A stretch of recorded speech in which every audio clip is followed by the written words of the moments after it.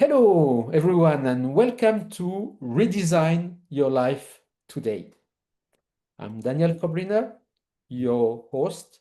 I'm a mental fitness coach, and this podcast, it's all about transformation. It's about showing that everything is possible in terms of change at any age in your life. And my guests are amazing people who have had big transformations in their lives and who really want to bring the best of themselves to you and to all of us. And today I've got the immense privilege to receive Christoffel Sneijders. Christoffel, for 30 years, had been coaching and trained leaders, professionals, and coaches worldwide to transform stress, conflict, and self-sabotage into clarity, confidence, and purpose. Born and raised in the Netherlands, his journey has been one continuous exploration of people, cultures, science, and human behavior. His curiosity about what drives decisions and emotions led him to study behavioral sciences, coaching, and therapy, and ultimately to develop the three-brain intelligence model. From an early age, he was fascinated by the complexity of decision-making and emotions, both in himself and in others, and this curiosity shaped his path, leading to develop this three-brain intelligence model.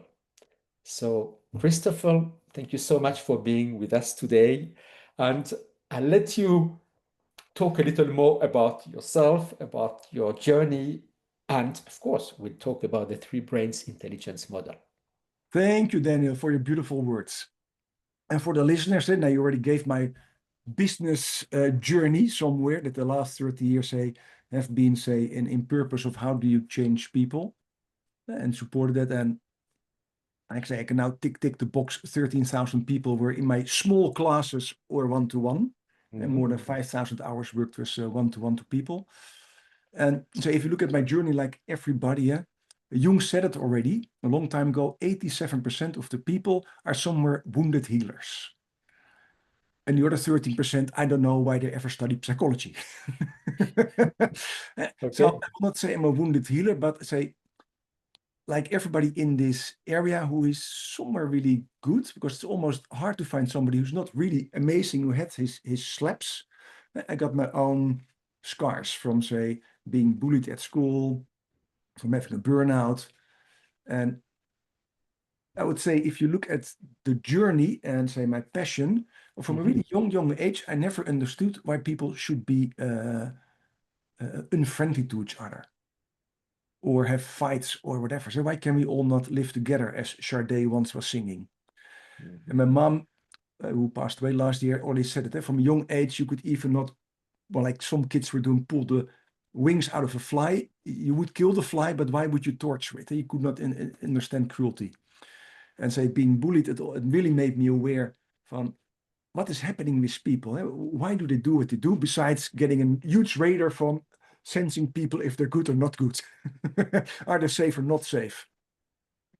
My burnout, what I got in my 40s, after 10 years already being in the business of leadership coaching, behavioral therapy, and all this kind of stuff, made me aware that all the things I learned were amazing, but not enough. Because I really remember lying in my bed, thinking, I'm now 10 years in this business.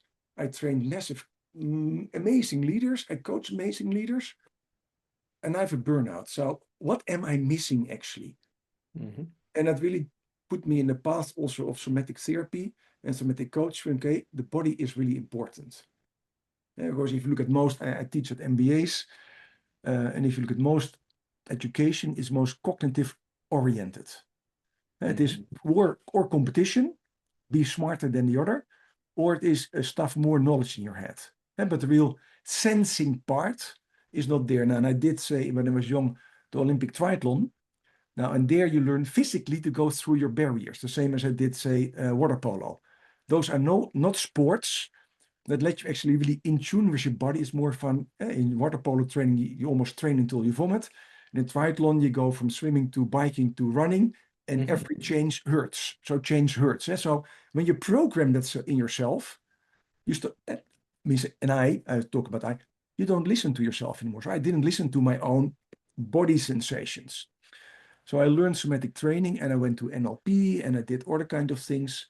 I thought, okay, this is great. Then when I emigrated to Australia and became a therapist, I also say it, an unsurprisingly divorce. You know the stories. Hey, your wife goes with your best friend. Now that was not really happening because we're in Australia, but almost that story. And you have some like, I did not see that coming, but I know somebody throw me in front of a train. It feels like I'm in front of a train. Hey, I'm now 20 years in business. I'm still not getting depressed. What am I still missing? So I will not encounter from give me a slap so I learn, but it gives you I will say you can change people in 2 seconds. Give them a massive trauma, happy or not happy, and they learn massively. Let them win the 25 million euros and they change in a spot. Give them a traumatic experience in the negative part and they learn also really quick. And so that learned me from, hey, okay, so what do you need to change there? And I started to work, say, really in therapy, clinical psychotherapy, clinical hypnotherapy, and started to work with people. And somewhere what you send out, you're tracked. So I saw people who had, say, abuse histories, divorces, betrayal, except betrayal coming in and think, oh, wow, like I send out, I'm betrayed. Please give me more clients so I understand my clients, I understand myself. So I learned from that. Did also a lot of training in trauma therapy. And that sparked me actually also in the 3 brains, because I always ask, what is now our subconscious? Because probably you know, Daniel, we all talk about the subconscious iceberg theories. We have a conscious above the water, subconscious underneath the water.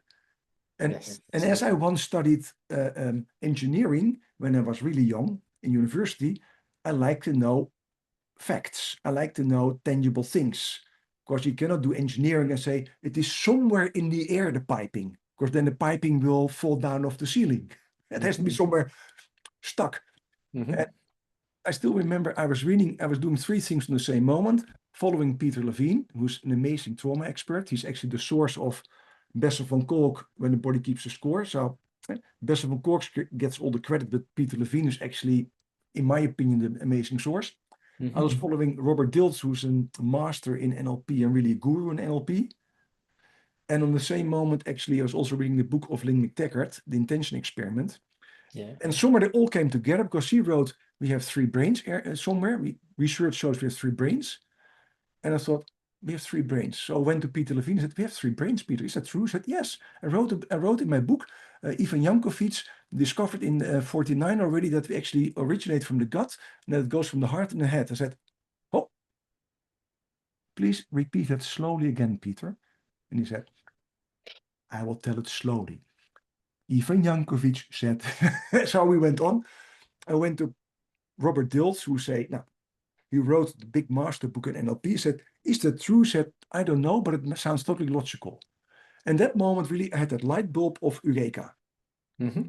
I did not run out of the bathroom like, oh, I found the upwards gravity from water, like Archimedes did. But I thought, I think I found somewhere now the missing link. What is our subconscious? And that is now somewhere 8, 9 years ago. And from there, I started to play in my trainings with it, in my therapy, with my coaching. Hey, what is your heart saying? Or what is your gut saying? What is your head saying? What would you do if you follow it logically? What would you do if you follow your heart? What would you do if you follow your gut? And I started to become aware that people had massive shifts. Because when I ask, hey, what is your, to the average C executive, hey, what would you do if you follow your heart? They say, follow my heart? Well, I don't know. I said, just imagine that you wouldn't, and just tune in for a moment. What would your heart say about this decision you like to make? And it's like, oh, wow, Chris. Then I would do something different. Okay, what would you do? And they had some new insights. And the same if I ask somebody, say you would just follow your gut feeling, what would you do?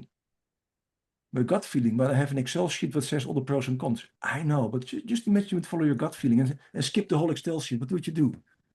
He said, no, actually, I would skip the Excel sheet and would go for there.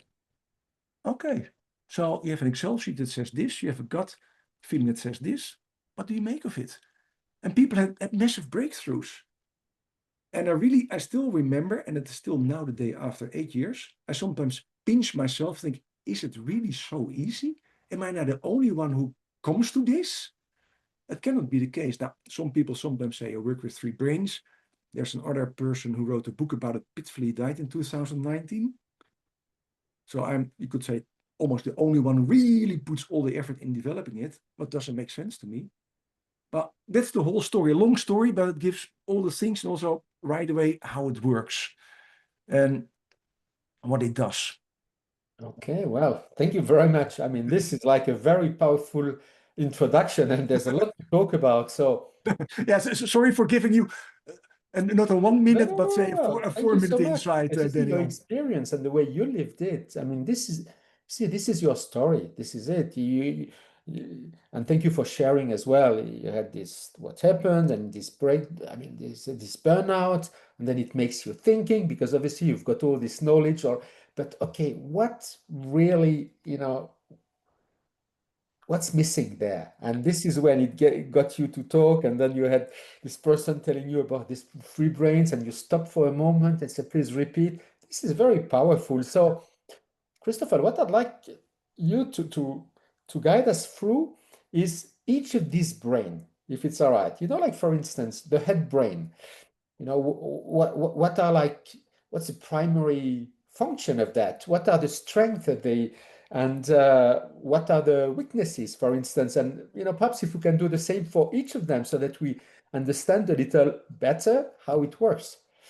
Is it allowed to do the other way around? So we follow evolution, gut, heart, head? Of course, Okay, just asking permission. So absolutely. You see, I did it from my perhaps rational way, thinking there are 3, so let's go. But okay, please, let's go for this, of course.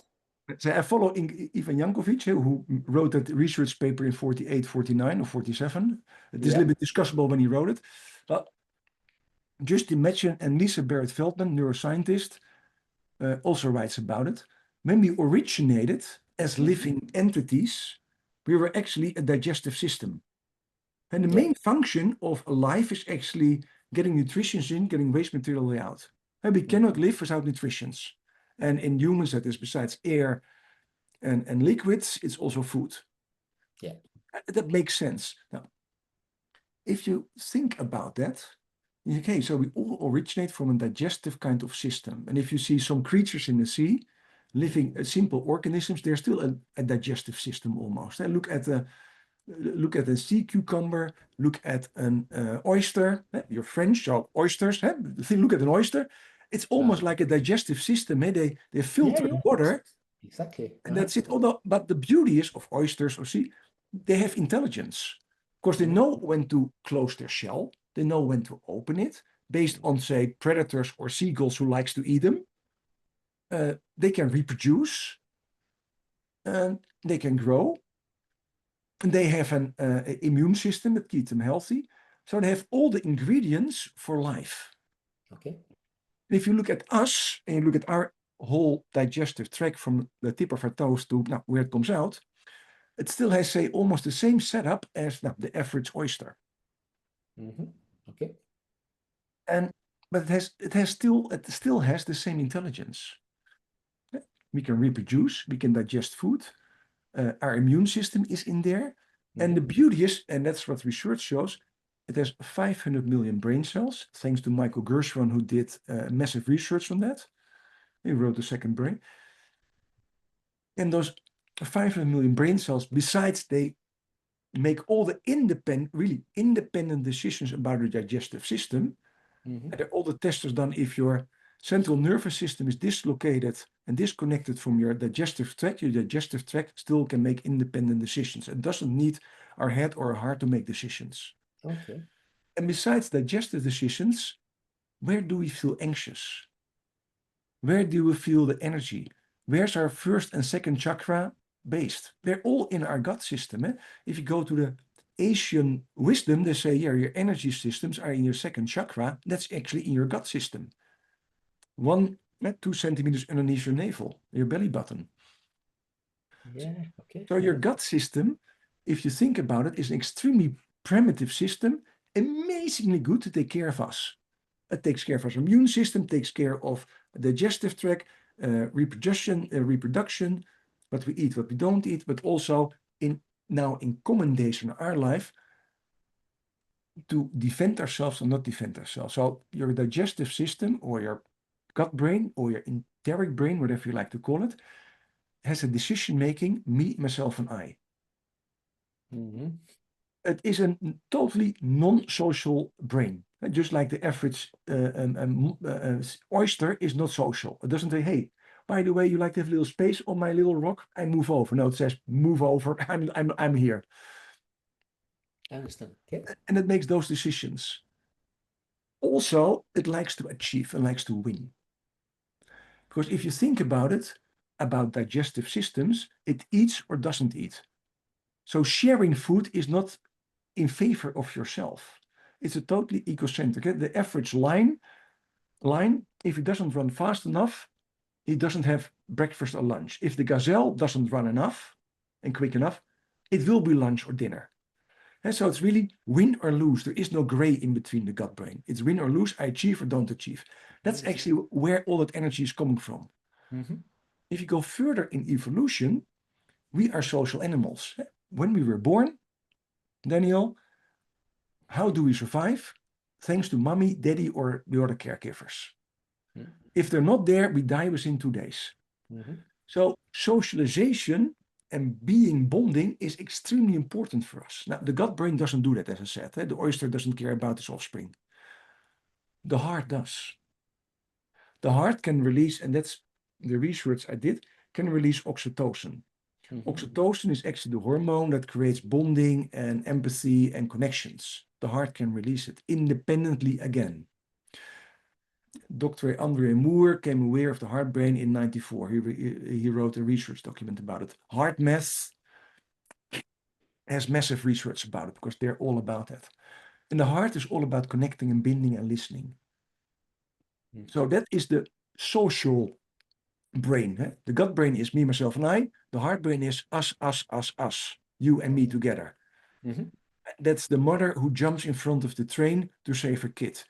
I will say that's Leonardo DiCaprio in the movie Titanic who let himself die for Kate Winslet. That is self-sacrifice. The gut brain doesn't do self-sacrifice. The heart brain does self-sacrifice. So actually they're almost opposite in their strategies. But we need both. Sometimes we need for ourselves and sometimes we need to choose for us. So they're beautiful connection. It also means if you follow one, you follow or me, myself, and I, or you follow us. Then I think, what's the beautiful thing on our head where you would like to start with now? Evolution thought, how do I keep all of that in track? And by the way, we as human beings have one big advantage. Now, a little bit more. One, the head brain is responsible for language. It has something amazing. It has the capacity of language, just like some other animals, like dolphins and even parrots. They have a language system. Even we have it much more advanced. Language helps us to socialize, helps us to connect. And the other thing our beautiful head has, what the other brains don't have, and that makes us not rather unique because other animals have the same, only we have it much more concrete, is the knowledge of what is tomorrow and what is yesterday. If you look at the average dog or cat, they don't know what's tomorrow and they don't know what's yesterday. Our head knows it. And what does it do for that? It can do something amazing. Cause and effect analysis. If I do this, what will be the result of that? If I make a pros and con list, and if I match it and I put some criteria in there, okay, what should I do? What will be the effect if I say this? What will be the effect if I don't say that? So it is a huge supporter, I will always say, about the heart and the gut. Because the gut says, how do I win? And the head brain says, give me some, I will find some strategies. The heart brain says, how can I connect better? Oh, and the head brain says, okay, let's give me some strategies how you connect better. Why I say it's a good advisor, because although we can regulate with our head things in our body, like we can do breathing and we can make decisions, when there's an emotion connected to it, let's call it an emotion, although an emotion is not really true, Let's say when there is a highly impactful result from the past connected with it, the head brain can almost not override it. We spoke earlier, you do positive intelligence. I talk about protectors we have. When we have an event from the past that is highly impactful, a limiting belief creates from that, it's extremely hard to overrun that. Yeah, absolutely. Although logically we could say it's not smart to do, it's sometimes hard to do. I had the example that this morning I was in a beautiful pastry shop and I thought, okay, I'll just have a little sandwich with some beautiful ham on it, but they also have beautiful chocolate bumps. And although I know it was not healthy, and my head brain said, you already had an bread with jamon, you don't need that. My gut brain said, yummy, yummy, yummy, yummy, yummy. And at the end of the moment, I botched and had the chocolate bomb, and I regretted at least 1 hour later because my stomach had something like, that was not the best decision. But that's also what the gut brain does. It likes it in the moment, does not think about 1 hour later. But the head brain has issues overwriting the heart or the gut. And if people say, is it true? Then I always ask people, how many times did your parents say that's not a good girlfriend or boyfriend for you? Or those are not the right friends of you? I don't know if they ever said it to you, Daniel. I know my parents said it to me. And of course, I didn't listen because you're 18 and you think you know better. And then you come aware 1, 2, 3, 4, 5 years later, your parents were actually right. Your head cannot always override it. So those are the 3 distinctions they have. I hope it makes it clear. Yeah, no, it makes it very clear. And you see, I mean, for me, what's new, it's like the gut brain says, just do what it has to do. It doesn't care about anything else. There's no feeling. This is there for one reason. So what's I will say, what's the biggest interaction between these brains? Imagine that, okay, we face a situation, a challenging situation. Which brain is going to come at first? How does it work? That's a good question. Of course, talk about change, yeah? And let's say now, the other thing, and that's why I designed 2 tests, 1 3 brains dominance. So if you make, say, decision you don't think about too much, like Daniel Kahneman says, the Nobel Prize winner who wrote the book Thinking Fast and Slow. If you think in system 1, so that is the idea of 1 and 1 is, poof, the answer is 2. System 2 is 15 multiplied by 3 minus 8 plus 4. What is the answer, Daniel? And you're like, brain freeze, let me think about it again. System 2 takes a lot of energy. So in system 1, we have a 3 brains dominance. And you can test it. So one of our brains, now not always, can be more dominant. Or maybe 2 are more dominant. Or sometimes they are more equal. So your most dominant brain based on nature and nurture. So what is the genes you had from daddy and mommy? And how did you educate, or how you were educated, socialized, creates somewhere dominance. Your dominance, if you don't think about it, will respond to first. So if you think about, say, a pilot who has a head brain dominance, if something happens in a plane, he or she will start to go for logic. Okay, what is the procedure saying? What's the checklist we have to do? And go, go, go, go, go. If you look at a firefighter, if something happens, they follow almost their instinct based on knowledge, but they also follow their instinct. They don't go through, okay, let's now analyze this procedure and go through all the logical steps. They would say, hey, I see this, and they follow it in a beautiful instinctive way of learning. They follow their gut. If you look, say now, that we had this example of a parent, they will probably follow their heart in the situation of their child. So we have different kind of things. Now, one beautiful thing, if you look at socialization, most of us men, because we're both men, are educated more gut brain, head brain.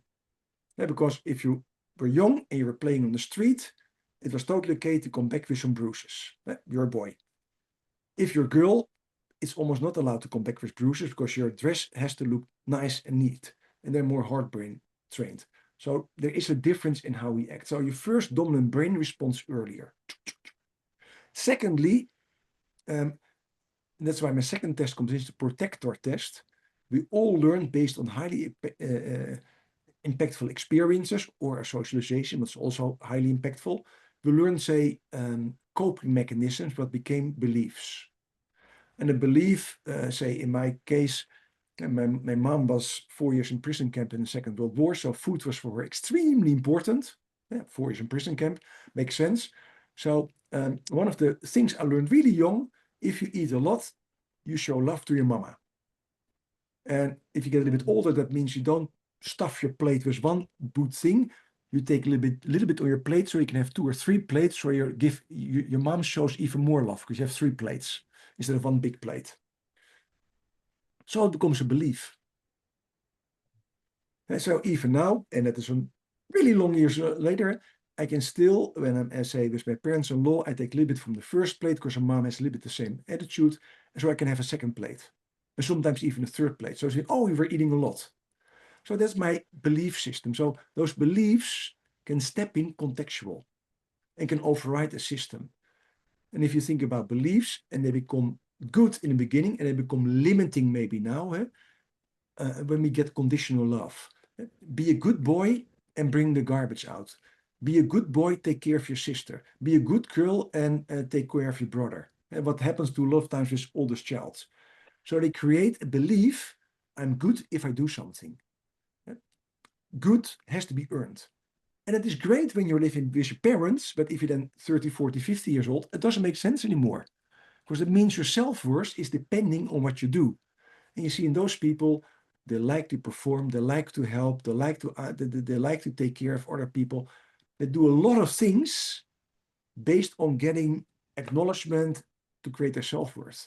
And it becomes you could call it a limiting belief. I call it a protector because it protects you from an old coping mechanism. Now, those 2 systems somewhere interfere in how you make a decision. In general, it's your 3 brain dominance. Context-wise, one of your protectors could really step in. And the more your protector or your belief is trained in more situation of your life it's in, the more it will dominate your life in that part. I hope it's clear. Because for me, it's sometimes so clear, because thinking about 8 years. No, well, as you see, I mean, it's very, I mean, for me, it's very clear because in my mental fitness coaching, there are a lot of commonalities, and thank you so much for outlining it so well. Obviously, see these habits, we take them from an early age. Before you said, talk about, the conscious and the subconscious mind, and people say roughly that the conscious mind is about only 5% of our mind and 95% is subconscious. So what happens is, and what's the subconscious mind? It's made of habits which we learned when we were children. Of course, some of them, there is a bit of genetics. Of course, we look like our parents because of genes. That has an influence, but the biggest one is the environment. Well, because as you said, when we arrive as a baby, we cannot do anything. So we are completely at the mercy at our parents. And then we learn how very quickly how to please them. Oh, if I want more love, this is what I need to do. Oh, people, when I smile, they're so happy. So I'm going to smile more and I'm going to be a good kid. And in the 7 first years of our lives, we take everything for granted without filter. We like being in a state of hypnosis. So it's why for us, this is it. This is how the world operates. So unless afterwards we are made aware that it's not, there are other things, by default, we're going to repeat these habits over and over again. And do you know why it's the first 7 years, Daniel? The number 7? No, I don't. Okay. Do you know when we, as human beings, as kids, learn what is tomorrow and what is yesterday, so the awareness of time? Do you know when we learn it on average? I don't know, perhaps 6, 7 or something like this when we go to school, Yes, perhaps? bingo. So we learn time when we are 6 or 7. So before that time, besides, say, brain waves and the hypnotic state, as Bruce Lipton describes, before year 7, we cannot put a cause and effect on all the things we learn. So if one of the parents is angry in the morning, in the evening they come home from work and they shout at us, we're not aware of, hey, there's a connection with this morning. We just think, hey, they're shouting at us now, so probably what I did now is wrong. So before year 7, we imprint actually situational what's happening there. And there is no critical thought in our head because we don't know cause and effect. What is criticizing it or putting it somewhere in context? So there is no context before 7. Only after 7 we learn context. So therefore the first 7 years are so extremely important. And because before 7 years, if there's a highly impactful event, I call them highly impactful, and it can be a negative or a positive one, the heart and the gut get triggered for it. Because what you say, if I smile, I get more attention, so I smile more. That's a highly impactful event. So we learn to smile, we learn to please. And we don't rationalize it anymore, but our heart and gut actually know. If I smile to daddy or mommy, they will act beautifully. If I eat 2 plates, my mommy is happy. And we don't rationalize it anymore. Until we somehow become aware, but then we come back to the other rule. Even if we know, it's hard to overrun the heart and the gut what they learned so early. So that's the reason why it's so hard. And if you then think about change, and you also love to do change, that's why change is so hard, because we can know, it doesn't mean the heart and the gut will change. Because the heart and the gut live in the now. And that means if you don't change the perception of them in the now, it will not happen. Because if you explain to the heart, it was, or to the head, it's 30 years ago, the heart says, yeah, it's nice 30 years ago, but now I still feel it. So you have to connect those two. And when you connect those two, change happens. So long story, why 7 is so important. Okay, well, thank you very much. You see, I learned something today, and there's this other thing I wanted to ask you, Christoffel, because my understanding is that I mean, a few generations ago, people used to trust the instinct. I mean, because this was really how they would survive. But now we are in a society where we are literally taught to just not only use our brain, think with the brain, but discard anything which should not be there. For instance, the heart, the feelings. What's your take on that, Christoffel? I'm always missing who said it. That there's you're French, or maybe you can help me out. There was one of the beautiful philosophers and scientists who said in France, I think, therefore I am. Yeah, it's Descartes. Thank you so much, Descartes. You see, we create beautiful things together. So from that moment onwards, and you see it all in medical science, we somewhere split the cognitive from the somatic. If you go to the average medical service, you see 70 different or 85 different kind of specialities about our body.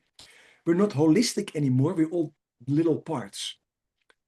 Orthopedic, intestinal, KNO, throat and nose are profession. And if you now look at schooling system and socialization, especially now with this beautiful iPhones and social media, people get more and more educated on knowing and losing the sensation. But also, when you think in the time of Descartes, there was not always knowledge available to make a decision. Because what was the educational level of people in that time? The people who could not read were more than 50%. So you got somewhere the information from your parents or people somewhere else, and you had to somewhere just follow it, what you knew. Now there's so much information. If people ask a question, they first go to the IE chatbot from Google, from Gemini or ChatGPT or Cloud or Grok and ask the question. And then they just trust the question logically wise, and they don't feel their own body anymore. So there's multiple things that happen. If you go to the average school system, I don't know how it's with you, when I was young, there was still, say, much more gymnastics on school. There was even dance on school. There was art on school. So there was a body kind of teachings on school. If you now go to the average class, it's almost kicked out because it costs money. So we replaced it by math and language and integrational kind of stuff and other kind of things.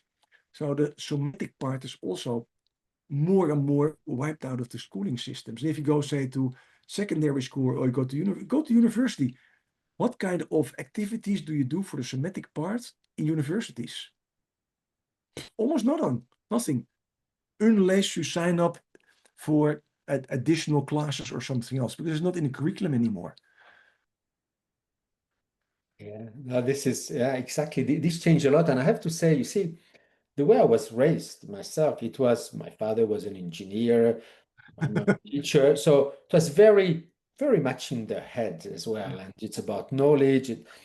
But you see, with the years, I realized that every time that we all have an instinct, even if it's not developed, it's there. Yeah. But what happens is sometimes before taking a decision, we really overuse the capacity of the head. Yeah. And we don't realize that, at least it's my take, that intuition doesn't lie to us. Intuition is really the deepest part of our body. It's this combination of all the senses and made together, and this sixth sense, the third eye. I really like the expression where we've got it inside of you and inside of us. And imagine you meet a friend, right? Yeah. First time, and you think, oh, it's great, it's wonderful. But sometimes there's a little red light alarm in your bell. The person says something, does something, and then we discard it, right? Okay, no, it's all right, it's nothing. And then you go on. And further on, even if you are in this relationship, you would realize that the area where there's an issue, it's exactly this little alarm you had. So we can't say, oh, I didn't know. We can only say, oh, I didn't want to take it on board. I didn't listen. I mean, this is a beautiful example you share. And I said a lot of times, how many times of people, or I think everybody, just think about all your listeners, how many times did you enter, say, a room where more people were for a party or for a conference, work-wise, and you came to the room and almost you sensed something happened here, a discussion, or you sensed the tension. And it's not because somebody said, "Hey, by the way, we have a tension meeting here," but you somewhere come almost in the energy field, as I would say, there. So we sense it. And the real amazing leaders and other people listen to those senses. They come aware and they sense it and think, hey, something happened here. I should do something with this. Say the lesser gods, but you just say, dismiss it. And later on, they think, oh yeah, and I sensed something, but I thought I will not listen to it. I will just dismiss it. And that is one of the quote biggest mistakes we can make. Because as I said, our gut brain is all about survival instinct. So listen to that instinct. Because the same, if you go to, say, a fire, your instinct says, don't put your hand in there. It's not logical cause and effect analysis. Let's just test how many seconds I can put my hand there before it gets hot. No, don't touch it. And it's not because you know it, you sense it, because you sense the heat. And your heart says the same. Hey, can I connect with this person? Hey, especially when you're really connected with people, you can sense, your heart senses how it's happening. And that's actually then, if you go to the biology of it, we have heart coherence. That's the time in between your heartbeats. And if there's a beautiful wave in between that, you're at ease. And if it's a little bit shattered, you mean you're not at ease. Now, and everything in between. Your heart can sense 9 meters outside your body and can be sensory. Our hearts actually can sense how another person is doing. Exactly. Actually, it's funny because I was just going to mention the same. I mean, this Okay. 9 meters. Sorry for taking the words out of your mouth, Daniel. No. It's all right. I mean, obviously, I'm sure you listened to Joe Dispenza as well, Christoffel, and you see, we all have this electromagnetic field around us. So now, what we said, thank you very much for this beautiful example where people and you enter a room and you sense it. Now we know there is this field, and what's very interesting is that sometimes we feel attracted to speaking to someone and we Yeah. don't know why, but we go and just engage conversation. I'm not talking physically, just, and then you realize that there is a connection. See, now with the science has evolved a lot, and we know that each of us vibrates at a certain frequency. And this is really quite beautiful, is we attract, we don't attract who we want, we attract who we are. Yeah, absolutely. And you see, so a lot of this now has, because of this knowledge now, and people start measuring it. It's fascinating this, that we are all vibration. We are energy in motion. This is what we are. And And we I used attract. this example when I said, when I had my divorce, all the clients, now many of the clients had divorce cases because I was sending out divorce and betrayal. And Yes, yeah. and that is so true. Eh? And when I talk, I say I'm a supervisor and mentor of coaches, of therapy, and they say always, hey, Chris, I now have a bunch of the same kind of clients coming to me. And I say, okay, what's happening in your life? Almost the same. And it's not one people who says, it's almost everyone who says it. And then they ask me, do you think it's connected? I think, before I give an answer, what is your own analysis on it? It could be connected. Is it really that I attract people what I send out? I said, science shows yes. I said, look at magnets. A magnet attract the kind of energy. Say, you're sending out energy. So if people have the same vibration, they connect with it. It makes sense. Absolutely. And quantum physics has evolved a lot in this direction, where we influence the environment in which we are. So, and you gave some really, very interesting examples. You said, for instance, about the fact that eating 2 or 3 plates, it's like a good things because it's your mom, but you said as well that your mom was in the war. So I think there's as well a very big influence of what I would call transgenerational trauma. Absolutely. Absolutely. Epigenetics shows it already. Yeah. In the old Bible, it says the 7 generational curse or thing, your sons of your sons of your sons of your sons of your sons, the daughters of daughters, etc. Epigenetics shows it that based on turning on or turning off the DNA or the gene set, it gets transferred. And also based on, say, how we get raised, not raised, what kind of energy actually your parents are sending out, because they're sending out energy. And we receive that energy. And even I say there's one little research Pop once showed in the I think in the 80s or the 60s. And Pop is a German professor who showed that every cell in our body is emitting energy, so it sends out photons, energy. Now that was almost before he knew quantum physics, and he came aware if you put, say, the energy, say, a liquid or a potion on one part of the skin, it starts sending out photons, and other parts of your skin are actually responding to it. Mhm. So we communicate inside our body. We are communicating inside the body, we say, with energy or with light, whatever you like to call it.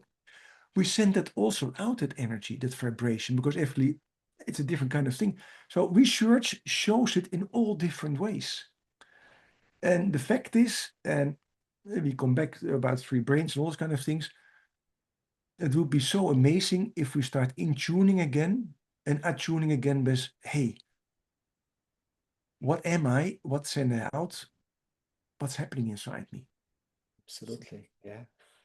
I mean, this is fascinating. I really love this conversation, Christopher, and I think it could go for ages. And We could go another 2 hours. yes, and We'll not do that. you see, now just to share one little thing is that I said I used to be in my head. I used to be an overthinker. I used to be a perfectionist.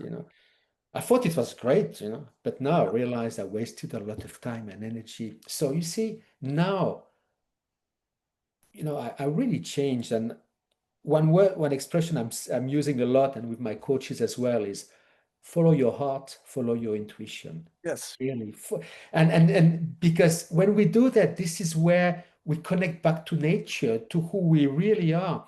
And some people don't realize that they are it's not about what other people think about them. It's not about even people do to them, because whatever happens, it's got nothing to do with us. It's other people reflecting their own insecurities, their childhood trauma, their fears. So when we realize that, I think the message for me is take your power back. Be who you are. Be your authentic self. Accept yourself the way you are, and realize that perfection doesn't exist. Ik zei also, a perfectionist is beautiful what you said. A perfectionist is handy if you go to a surgeon, to a dentist.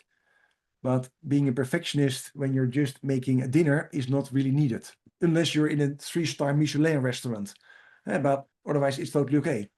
Even that, imagine you do that. Imagine you spend so much time that actually the dinner is going to be cold because you wanted to do more things. So it had some everything, every limiting belief or every belief has its purpose in a specific context.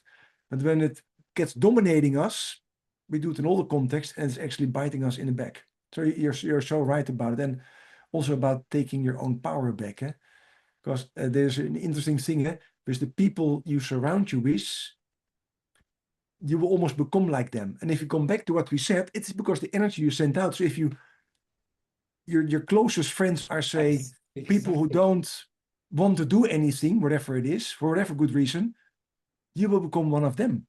If you have people around you who are high achievers, you become one of them. As you said, your dad was an engineer, so he thought about more logic. My dad loved politics. So what did I learn from day one? I love politics. And I come aware, hey, is it my choice? Is it the choice of my dad? Okay, so how can I make my own choice to get my own energy back, what I find important to put my energy in? And how does my gut brain say, how does it satisfy me to put energy in there? My heart brain says, how does it affect actually the people you love around you? And my head brain says, how much time are you going to spend on this topic, by the way, Chris? Of course, you have also other topics on your to-do list.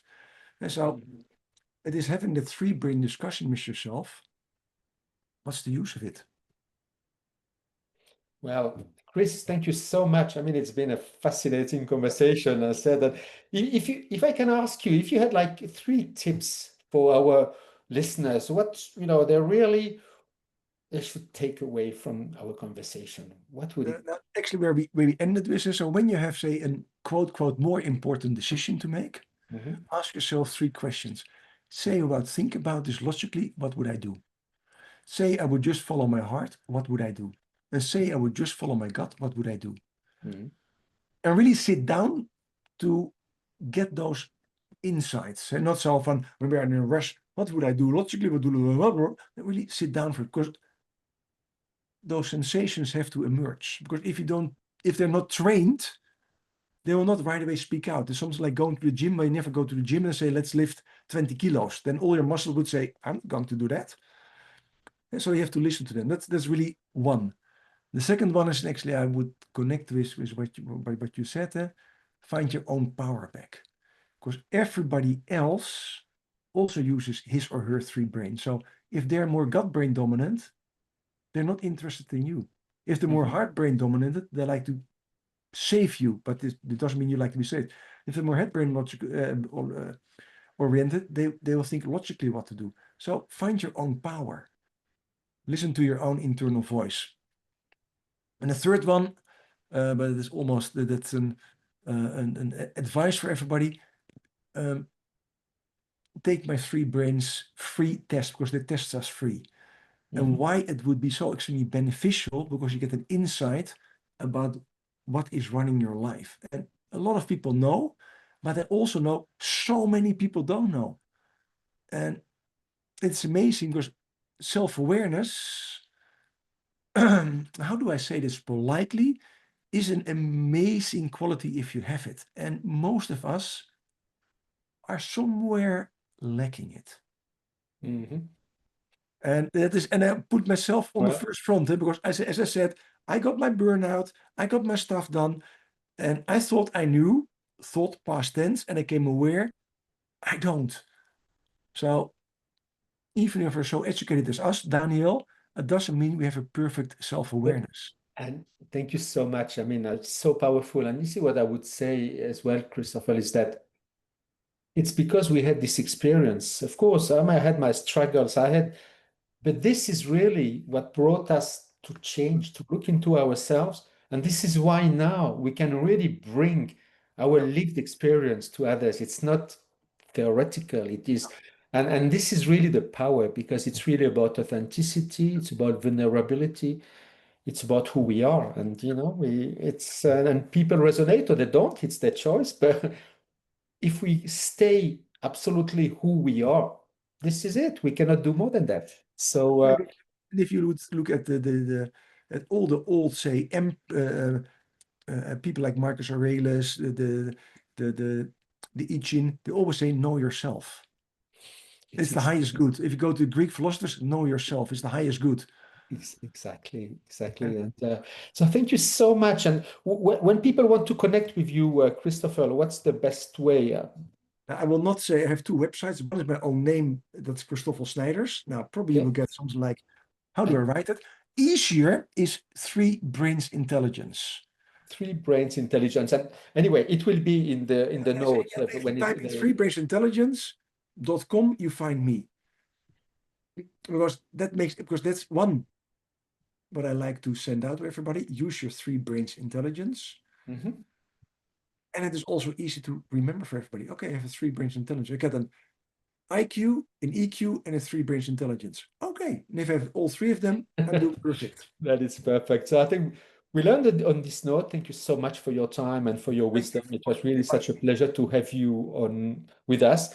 Thank you very much for our viewers who are with us at the end of this interview. And I hope you got something out of that. So please do not hesitate to connect to Christoffel for any question. And thank you very much, and see you in the next episode. Bye. Oh, sorry, oh yeah.